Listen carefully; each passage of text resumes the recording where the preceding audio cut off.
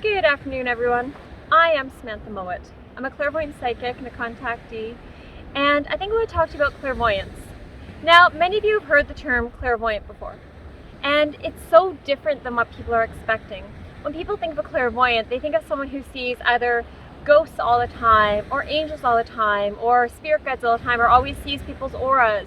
And for a lot of clairvoyants that I know, which I've been very fortunate to actually have quite a few of my friends being other clairvoyants, I've been able to gather information about not just what they're experiencing, but trying to find common ground with it. And one thing that I have found is that the majority of people on this planet are psychic. You will have one strong psychic ability or the other. You might be empathic, you might be clairaudient, you might be someone who occasionally sees dead people or has messages come forward to you in your dreams.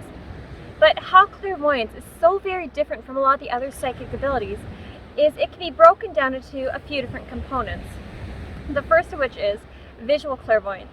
So with visual clairvoyance, you have a few things that happen. You get the ability to see auras, whether it's continually or sporadically, meaning you might have like days where you're not seeing auras, then all of a sudden you might look at someone and start like a fuzzy glow around them of like pink or yellow or green or whatever. And you might have other clairvoyants who see auras all the time, which is actually less common. When I want to see auras, I normally just have to calm myself down, bring myself to a calm, centered breath, and then if I look at somebody for a moment, I just relax my eyes and the person's aura and auric field starts to come forward, almost like it moves away from the body. And areas, of course, that have a stronger auric, like resonance and vibratory frequency, are easier to see. Whereas areas where they have less energy, you might notice a void in the energetic system. It might appear opaque, or like it's kind of like streaky, or as though it's kind of like foggy in that section with like a whiter gray undertone rather than like a vibrant purple. Now, when we're talking about clairvoyance, yes, there's wonderful things like auras, but there is also the ability to see the deceased. And if you're able to see dead people, that means you're a medium and a clairvoyant. Now, for people like myself, I'm not as gifted with mediumship. I can talk to dead people, but it's a lot more draining on me. I don't do it as easily or as well as someone who specializes more in the ability to talk to those that have crossed to the other side but haven't fully crossed over. So the difference being, of course, is when your soul decides you're completely done with the energy of this incarnation and you decide, okay, I'm going to go rest and not deal with people on this earthly plane again, or I'm ready to go heal and then be reincarnated, then you're fully like crossing over. So that's part of what I mean. Whereas just crossing to the other side, you could be someone who dies and may not necessarily be ready to leave this earthly existence. You might have died in like a car crash or of a sickness, or died in your sleep, and you might not be fully cognizant of the fact that you've died right away, in which case you might linger around for a while. Alternatively, you might be someone who decides you want to stay around to help your family, help them with your transition and your passing before you fully move over. And those type of clairvoyants are incredible. I'm so excited that we have those kind of clairvoyants out there. But that is definitely not something I specialize in. I'm more so the type of clairvoyant who has an easier time seeing people's guides coming forward either on a physical level or with my third eye. And so how that differs is when you're seeing someone on a physical level, it's like seeing somebody come into the room with you to join you in your space. Whereas when it's coming to your third eye, it's like a very strong visual image that comes forward in your mind that you can't really escape, that you can't really look past. So think of it this way. Whenever you're thinking about a memory, or you're thinking about something like a movie scene or an event that took place in your life, you're using your clairvoyance. You're using your ability to access your visual information on a third eye level. You're taking that information and bringing it to the forefront of your ability to see, even though you're not fully experiencing the information again, but you're witnessing it. So that's kind of how it's a little bit different. So what I like about all of this and how clairvoyance can be a little bit different than what people are expecting is with a lot of psychics, we tend to go back and forth between seeing stuff in our third eye and seeing stuff with our physical eyes, which is really great. Because if you see things all the time with your physical eyes, it's exhausting. When I was younger and I was a very clean eater. I wasn't doing any drugs, alcohol, caffeine, sugar, animal products. I had a very organic and natural life. It made it so my clairvoyance went into overdrive.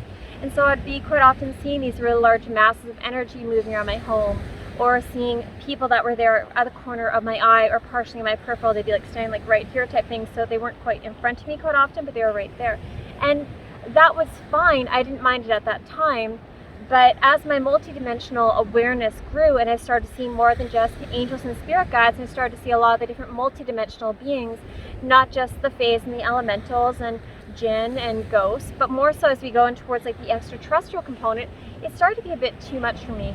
And so when I find my clairvoyance is something that I want to slow down or kind of shut down for the day, I will often have something like a cup of coffee or a piece of chocolate or something to change my vibrational frequency from being in a very psychic state to being to a more relaxed or normal state of being, closer to that of what the average earth human is emitting. And what I have found by doing this is it actually makes it easier to relate to other people. Because if I have a friend over and she and I are trying to have a discussion, it's rude of me to be having a lot of her information coming forward and into my mind and then sharing it with her if she has not asked for me to do so on her behalf. And so that was something I had to learn the hard way, and it's something that a lot of younger psychics do end up learning eventually, is where the proper boundaries are.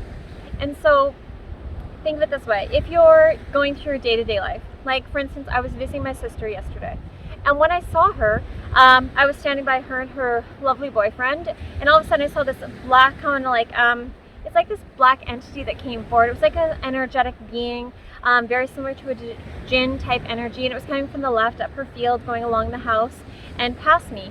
And I just did one of these because you can't help but notice it, because you feel it in your body. You feel the vibrational shift being different. You see it coming towards you. And quite often I find that when you have stuff like that happening, it's hard to not appear rude to other people if they're not aware that you're seeing something. And yet, because she was sharing something that was really important to her at the time, I didn't feel like it was very polite of me to start sharing, hey, look, I'm seeing a jinn right now and I have to cut you off because this is so important. Because really this part isn't. The being coming forward isn't important. It, like, listen to her and her information was at that time. And so psychics have to learn how to balance our gifts in a normal everyday sense of the word. And it's more challenging than what people are expecting. I know a lot of you are so excited to develop your clairvoyance, and I really want you to do it. I really do, because it has made my life a lot easier. But it does come with challenges that people aren't expecting. For instance, when you're going through a lot of the clairvoyant aspects, you could be seeing things that are happening sometimes minutes in the future, or days in the future, or months in the future, or alternative timelines. And these are all very frustrating things to get at times, because we did a very long drive the other day to come back down to the island. And when we did so, I saw one of the vehicles in front of me, and my clairvoyance went into overdrive while I was driving. And I saw that this vehicle was eventually going to be in an accident where it was hit on its side and it would end up spinning over and going down a hill. And I saw the person who was driving it dying. So when you have stuff like that happening, it's kind of frustrating. So you have to shake your head a little bit and be like, okay, that's not important right now. This isn't going to be happening in this season. This isn't going to be happening right here. So although this is information that I'm tapping into, it isn't relevant for what's going on. And so when you're in those meditative type states, whether it's through meditation, yoga, running, driving, even watching TV, things like that can activate your clairvoyance and really bring it to the surface, which can make it harder to enjoy a lot of the normal moments that most people get to have. I really hope it's not windy. If it is, I do apologize. We apparently have wind starting to pick up. But one more thing I want to mention about clairvoyance before we end up concluding about this is we do often have a lot of sparks, orbs, and things of that nature, just balls of energy moving around. And the more clairvoyant you become, the more you're going to start to see these things all over the place. So for me, it's pretty common when I'm at someone else's house where they don't have energy protection up, where they haven't cleansed their space, where they haven't asked the beings that they work with to surround the space by saying, angels and guides, could you please clear this space? They're not having them putting anchors of light around, or putting Merkaba around the location, or burning sage, Palo Santo, or incense to help like cleanse the energy in those areas. You'll see so many orbs and these different little beings coming up, especially the person has attachments from either depression, anxiety, drug abuse, alcohol abuse, even just prone to being addicted to things like sex or technology, things that actually throw off your vibratory field, make you more susceptible to entity attachment and parasitic type entities coming onto the aura. And so for me, I find that whenever I go somewhere new, outside of things like hotel rooms, I will either go burn incense or invite my guides to go around the entire property, or invite them at least to surround the bedroom that I'm staying at, surround myself, surround my children, cleanse us, things like that, just to help make it so those beings are less inclined to interact with us. But I think I'll just make this a short video. I hope that gives you a bit of a better idea about what it's like to be clairvoyant. I'll probably make a few more of these. I want to keep walking. It's so beautiful out. Peace, love, and light. Bye.